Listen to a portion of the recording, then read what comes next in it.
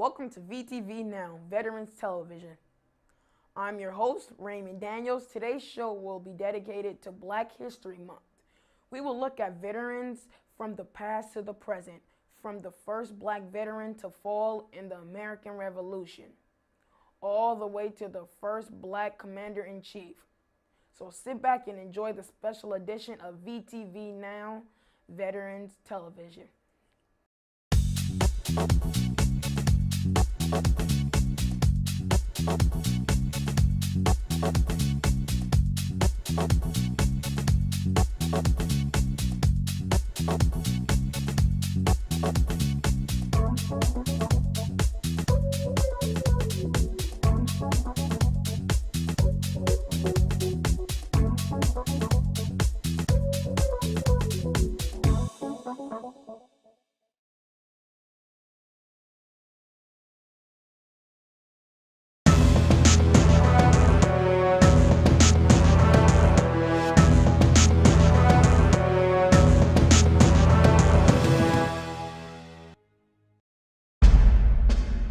One of the first casualties of the War of Independence was Crispus Attucks, a black merchant seaman killed in the Boston Massacre of 1770.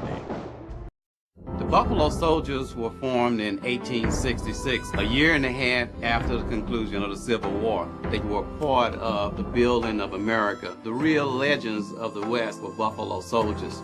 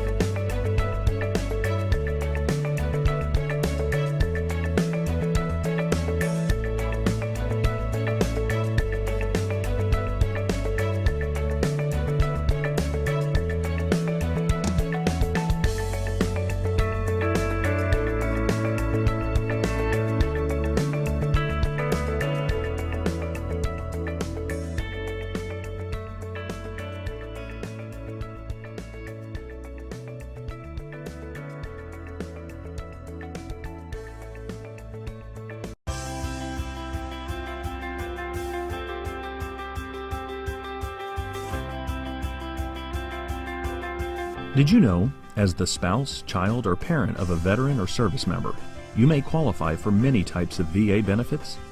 Did you know this may include comprehensive health care benefits and affordable dental coverage? Did you know VA may help you or your children attend a four-year college, go to vocational school, or receive career training?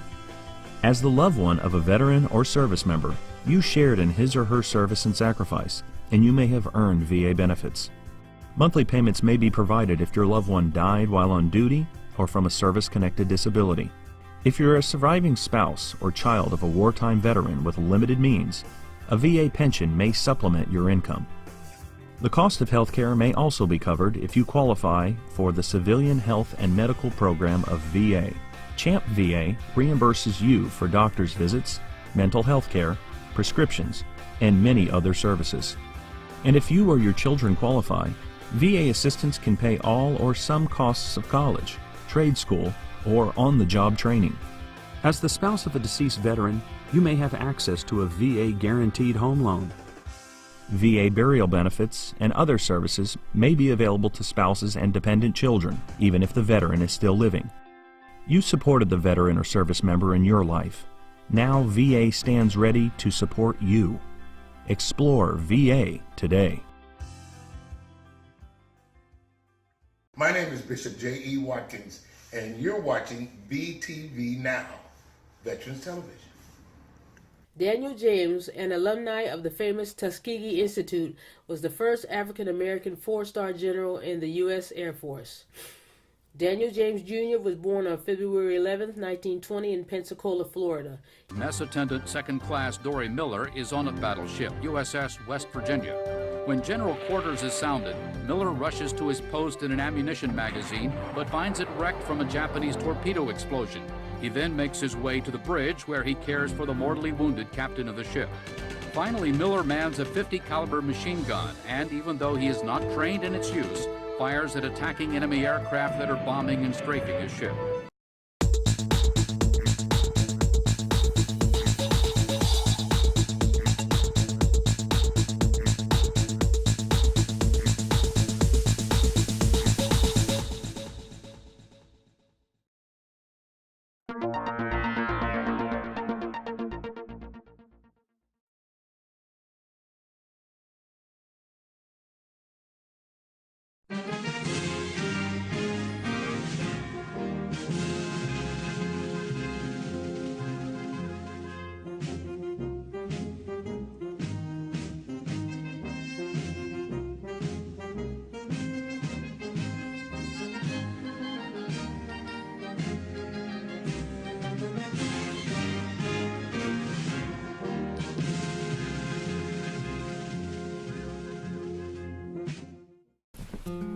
Do you have a great idea about veterans for our next show?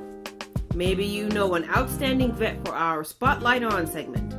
We'd love your feedback. Send us your comments and suggestions to vtv.now@gmail.com. That's vtv.now@gmail.com. Please put viewer comments in the subject line. Thanks!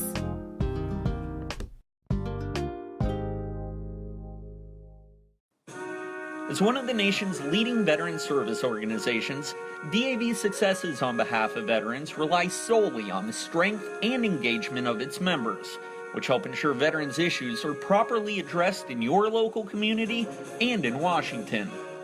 But who are DAV members, and how can you become one?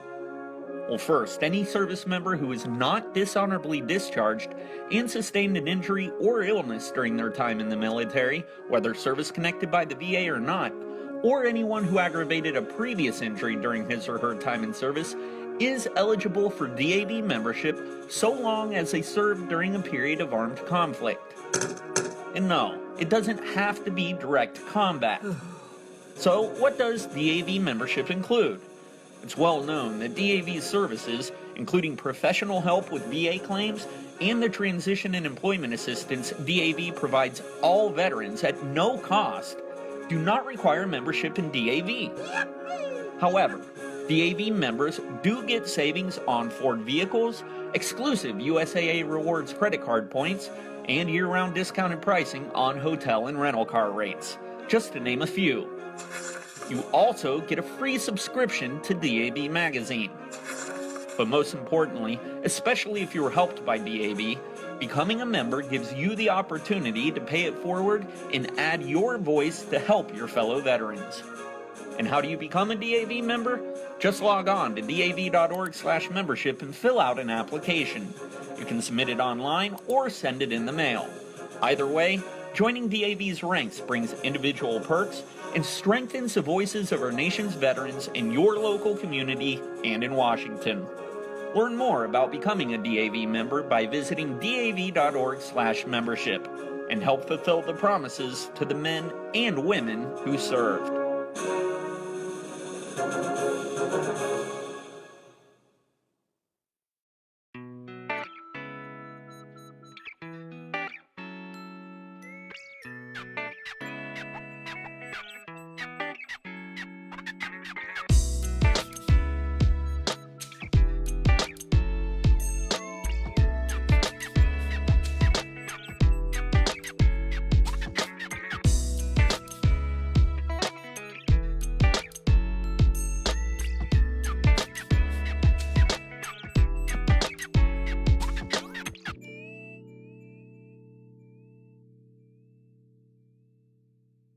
James Daniel Gardner was a Union Army soldier during the American Civil War and a recipient of the United States military's highest decoration, the Medal of Honor, for his actions at the Battle of Chaffin's Farm.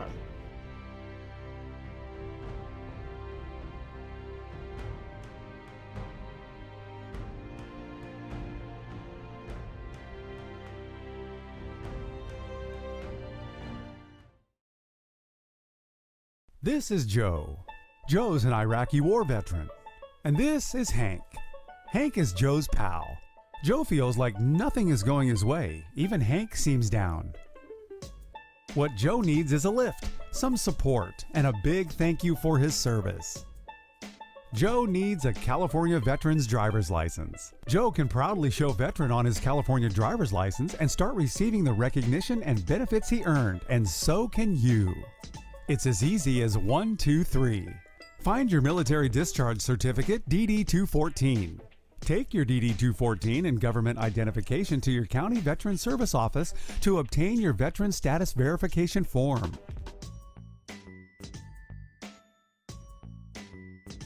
Go online to DMV's website or call DMV for an appointment. Then bring your veteran status verification form and government ID to DMV. Complete your application, pay any fees including a one-time $5 fee for your veteran designation. Okay, Joe, let's get ready for your picture. All right now, big smile? Perfect. And presto, in a few weeks your new California driver's license arrives by mail. Joe can now proudly display veteran on his driver's license. Remember Hank? He seems to be in good spirits. And Joe? Well, Joe's always been proud of his service, and now his life is looking up. Go get it, Hank. That's a good boy, Hank. Warning: obtaining your veteran's driver's license may cause national pride, recognition, sense of accomplishment, adoration of your family, friends, and strangers, and a big thank you for your service. Side effects could include additional federal benefits, enriched life, available health care, and possible discounts statewide.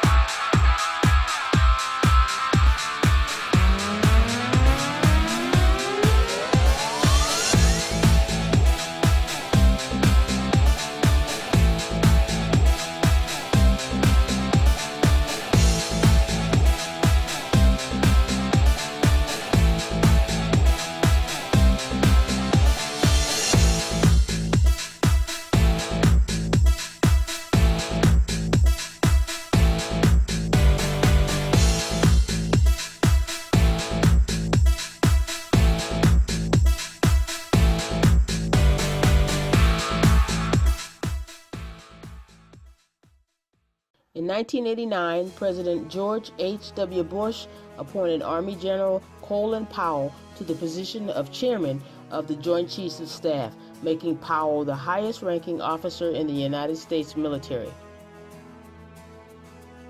Jesse L. Brown became the U.S. Navy's first black aviator in October 1948.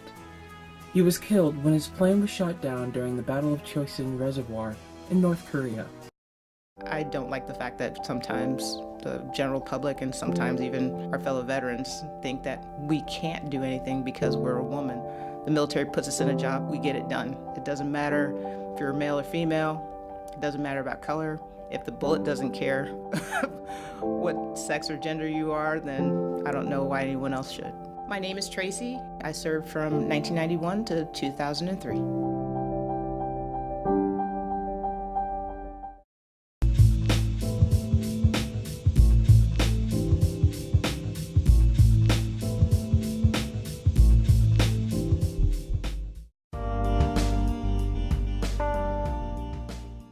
I served in the United States Navy. Okay. Okay. And what was your rank? My rank was E3. Okay. All right. Seaman. Okay. Started off, went to boot camp in Orlando, Florida in 1984. And from there I went to Meridian, Mississippi for school. And then from there, 1985, was on USS Coral Sea in Norfolk, Virginia. Then I got transferred to Fighter Squadron 74, which is based out of Mayport, Florida, on board the USS Saratoga. Right. Okay. So after my stint there, I went back to Norfolk in 1988, where I was discharged. So. Tell me about a couple of your most memorable experiences. Well, probably the most memorable experience for me was probably in 1985. I was on board the USS Coral Sea at the time. Mm-hmm. And we had a collision with an Ecuadorian tanker. And in the middle of the night, in the middle of the ocean, down by Guantanamo Bay, Cuba. So it was, you know, if you've ever been like on a, leisurely cruise, when you're in the middle of the ocean, it's pitch black, so you can't see anything other than what's the lights on the ship. But, when you have a collision like that, and, you got water rushing in, this isn't television, what the Poseidon adventure, but it's like, you got a massive carrier that's the size of a football field that's taking on water and it's pitch black. The men had to rally, and that's what we certainly did. So that trip that we're actually going to do training exercise down in Guantanamo was normally a 3-day trip to get there, but it took us 14 days to get back. Wow. Yeah. How did you deal with pressure or stress, like out on the carriers? You know what? That's a good question that you asked.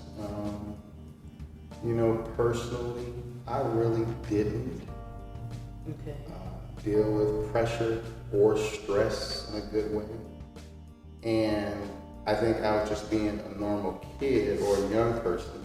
Of course, military still today, they don't go to the senior citizen centers or the retirement homes looking for people on the list. They go to the high schools and the colleges try to get young folk. And when you're young, you're not necessarily haven't had an opportunity to experience life yet, so you don't really know how to deal with challenges and things like that. So unfortunately, like a lot of my peers, what I did was went and bought a carton of Newport cigarettes, and we drank a whole lot of draft beers at the Bass Club. Because when you get a carton of cigarettes for $7 and you can get a 12-ounce glass of beer for 25 cents, that's how you get it. That's how you deal with it. And of course you get in trouble. Yeah, you don't move up in rank or you're late, you learn the hard way, so unfortunately. When you went on leave or you went into port, well, I guess depending on how much time you had, how much leave time, what did you do?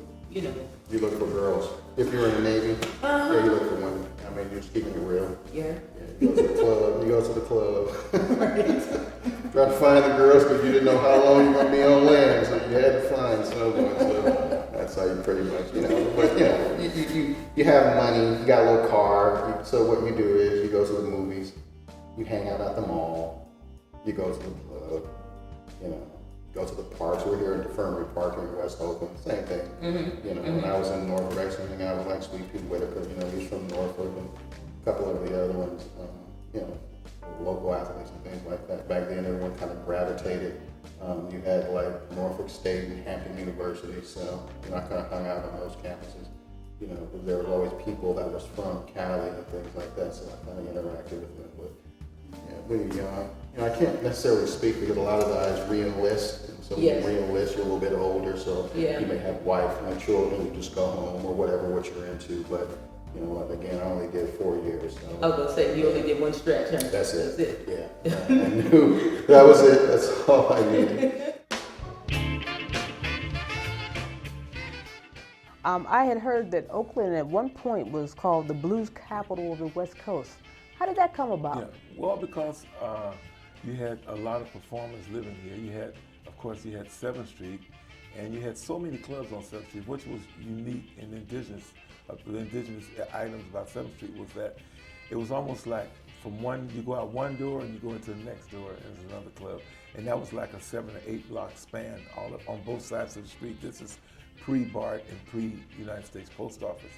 And it was a center of attraction. Also, it was part of the traveling, West Coast traveling circuit. And another metaphor is used as the Harlem of the West Coast. That's what a lot of historians and musicologists and a lot of other people and just plain old people use that term because it had your pawn shops, it had your stores, it had a boxing gym, a bowling alley, it had Bank of America on 7th Street. So you didn't have to go what we call downtown Oakland. You could get groceries, you could get, you could go to the pawn shop and buy instruments. It had Wolf Records, it had Reed's Records originally, started on 7th Street in the 40s, 50s. So everything one would need was on 7th Street. And it was also the proving grounds for a lot of great artists. A lot of the artists like Lowell Folsom, when he got out Navy. He bought one of his first guitars on 7th Street. The population and the people was, of course, Oakland residents, and then the next big population was military, i.e. Army, Navy, Marines, Air Force.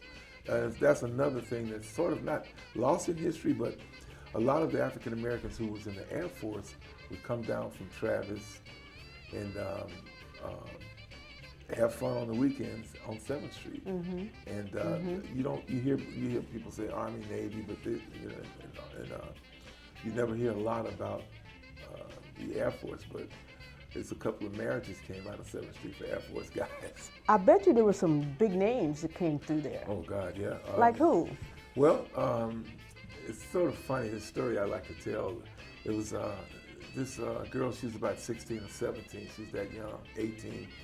And she would open up for B.B. King every Sunday. My friend Billy Pigram, the late Billy Pigram, him and B.B. King was like brothers. They was friends since B.B. King was playing for 25-cent talent shows in Memphis. They go back from kids. Mm-hmm. And he said this girl was running in the club late, and she stepped on his shoe, and she was finna jump down there and wipe off. He grabbed her and said, "No, baby, no, you ain't gotta do that. I know you're in a hurry, gonna get on stage." That little girl was Aretha Franklin. No. Oh my goodness. Yeah, and he always told me that story, and I told him, I said, "Billy, I'm gonna always tell that story." This was before Respect and Dr. Feelgood. Right. This was before the Atlantic and all of that stuff, you know. Aretha Franklin honed her skills down there a lot when she would come from Detroit or Memphis. Right. Yeah. Anybody else? Oh, of course. Lowell Fulson, Louis Jordan. Okay. Louis Jordan, Nat King Cole. Okay. Earl Garner, Earl Father Hines, even Larry Graham, you know, Sly and the Family Stone. Yes. His mother was the house band. It was called Dale and Tippy. And Larry's mother played the organ, Dale Graham, and Tippy played drums. In the early days before we got where we at with the music industry, jukeboxes was popular, and then clubs was popular with music. So 7th Street had lots of clubs with what they would call a hot jukebox. Some clubs, and that sort of depends on the club owner, his taste in music. So they'd say, "Oh yeah, let's go down to like Pearl Harbor Liquors." They didn't have no bands, but they had a hot jukebox there. Oh, okay. And so that was the thing. If it didn't have a good band, you'd find a club with the hottest jukebox.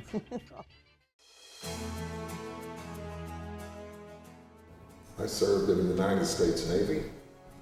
I was an airman, and my service took me to the Far East. I served for 2 years in the Philippine Islands. From the Philippines, I went to Vietnam. And through the course of the tour in the Far East, I had an opportunity to visit Japan, China, Singapore.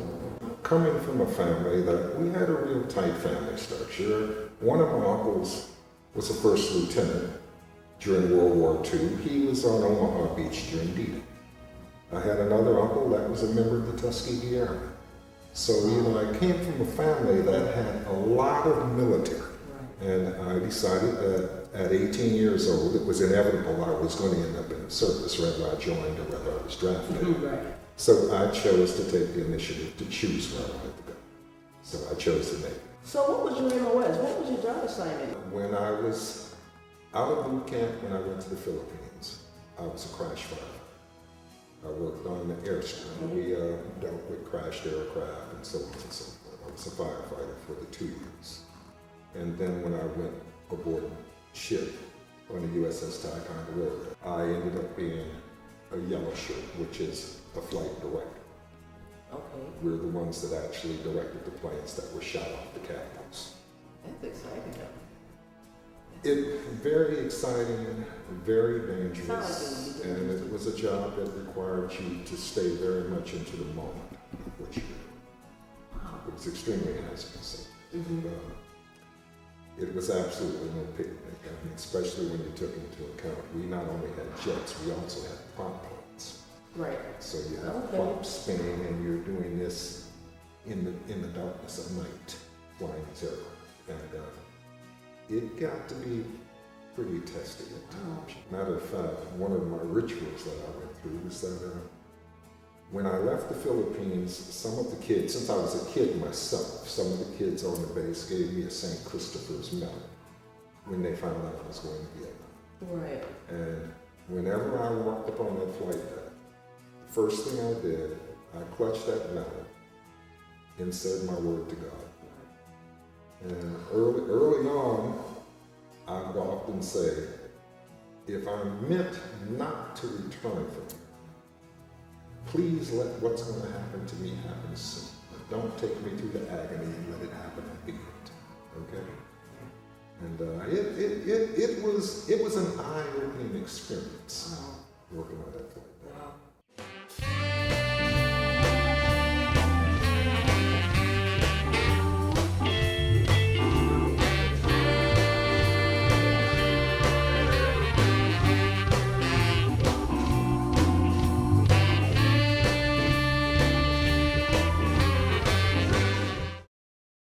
Alexander Kelly was a first sergeant with Company F, 6th U.S. Colored Troops. Kelly was cited for the Medal of Honor after he gallantly seized the colors at Chapin's Farm, Virginia, which had fallen near the enemy lines of Abatis, raised them and rallied the men at a time of confusion and in a place of the greatest danger on September 29, 1864. In 1967, President Lyndon B. Johnson presented the Medal of Honor to U.S. Specialist 5, Lawrence Joel. The Lawrence Joel Veterans Memorial Coliseum in Winston-Salem, North Carolina, is dedicated to his honor. Hello, my name is Sam, U.S. Army, and you are watching VTV NOW, Veterans Television.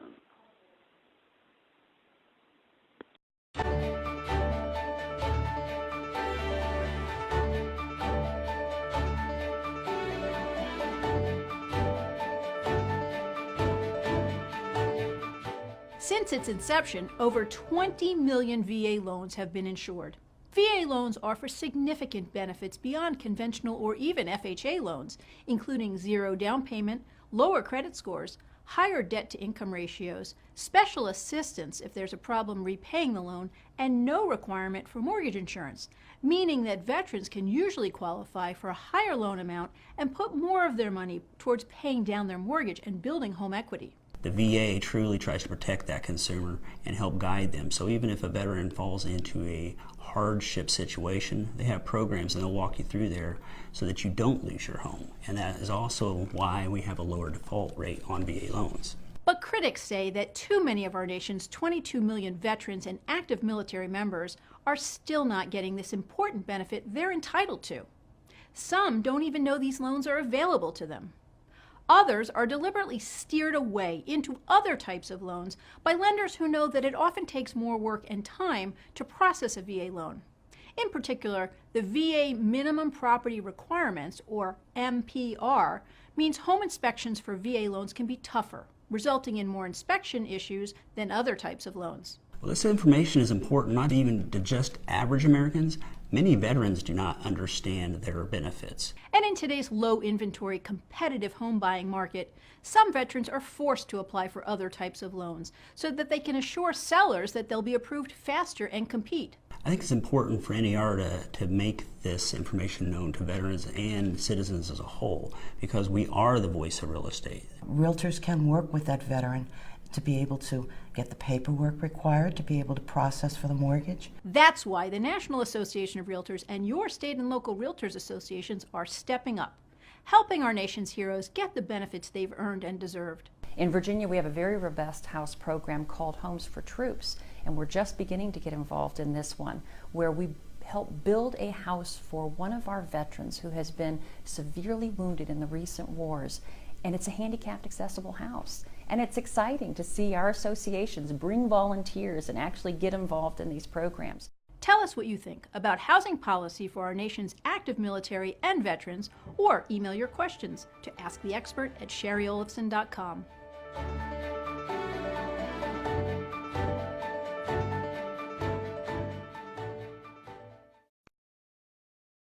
You're watching VTV Now, Veterans Television.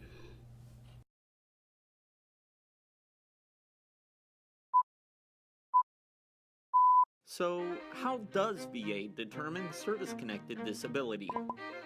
Well, there are 7 different ways.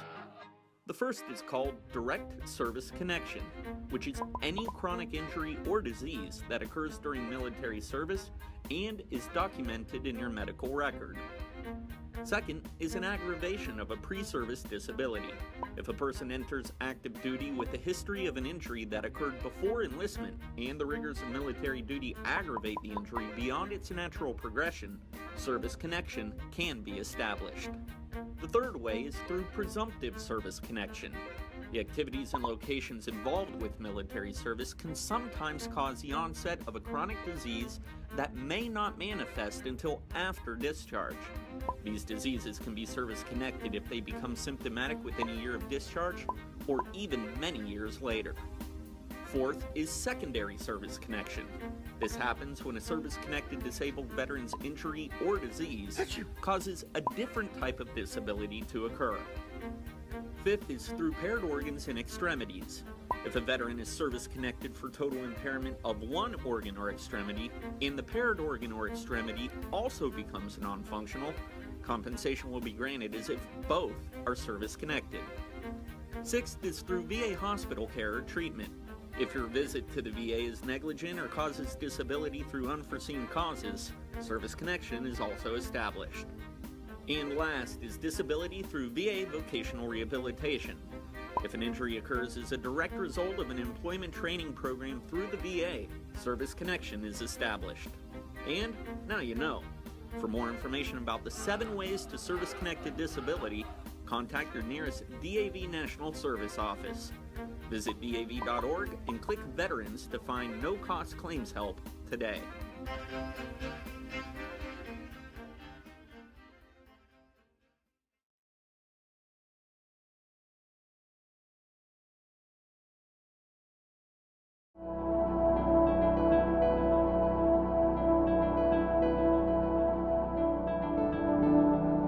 When women enlist in the military, I think they should expect to be challenged. They're going to put you in charge of some people besides yourself. They're going to make you responsible for resources. You're going to have to mentor those people.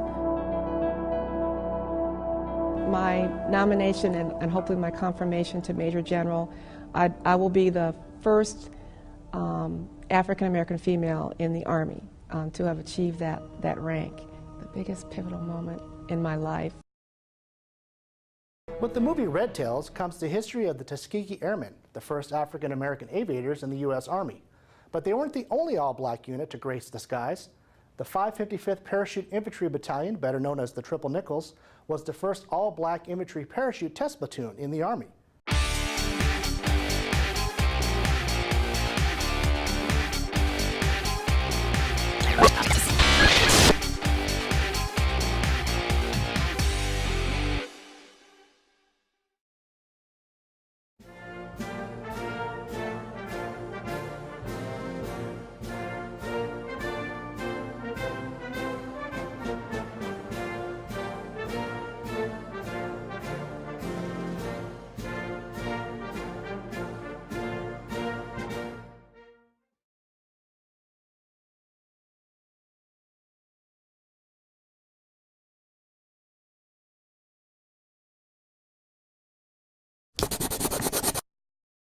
The end of World War II brought a double win for African Americans.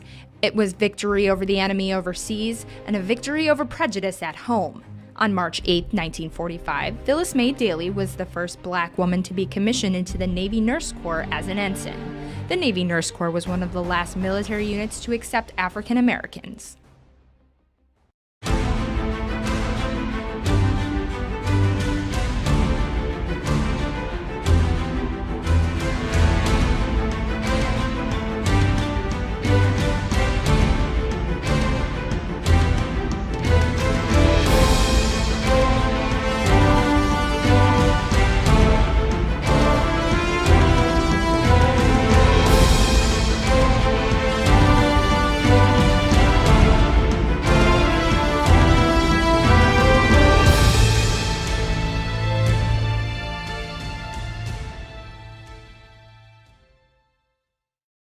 These drivers of the 666th Quartermaster Truck Company, 82nd Airborne Division, who chalked up 20,000 miles each without an incident since arriving in the European theater of operations.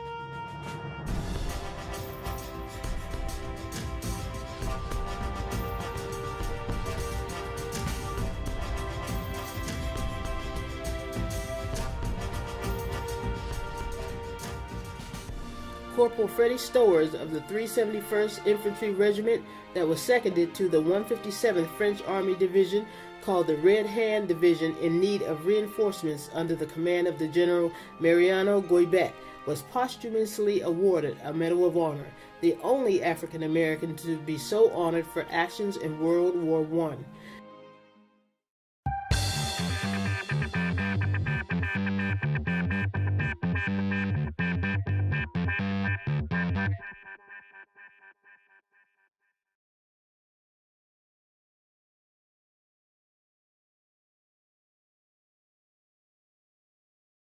The Tuskegee Airmen were the first group of African American aviators to serve in the United States Armed Forces, and while they were discriminated against both within and outside of the Army, they are known today as some of the best pilots of World War II.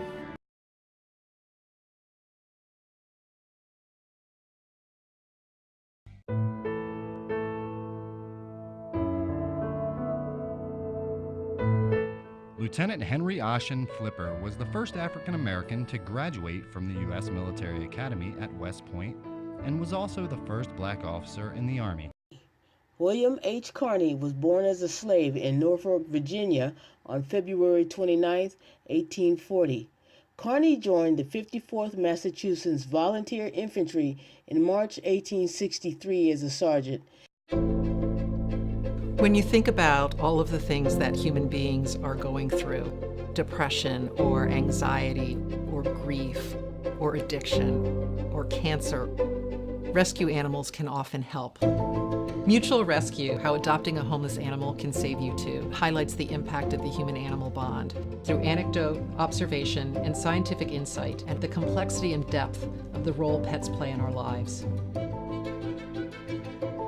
The stories we tell are powerful because we've hit upon a fundamental truth. Saving shelter animals is as life-changing for the person adopting as it is for the animal. I had no idea rescuing Grace, she was gonna inevitably end up rescuing me. Adopting this little cat that no one wanted has been the best decision that we've ever made. I love you. When I got Jack, I felt like I was helping him with his disabilities, but I realized that he was actually helping me with mine. The book contains 4 sections: heart, body, mind, and connection. The book will have dozens of stories that highlight various aspects of the human condition. These stories illustrate the profound ways rescue animals can change human lives. Having Domino grounded me. Had he not entered my life, I would have relapsed and I would have died. We have stories that are in the Mutual Rescue book that talk about people from all walks of life. The book weaves in the latest academic research on the impact of the human-animal bond, and it really illustrates at a very concrete level how it actually plays out physiologically in a human's body. Every person who develops more compassion as the result of giving an animal in need a home has the potential to become a better spouse, parent, neighbor, or friend, leaving an uplifting imprint on the world. Knowing that an animal deserves a second chance, I think also helps us personally realize we deserve our own second chances too.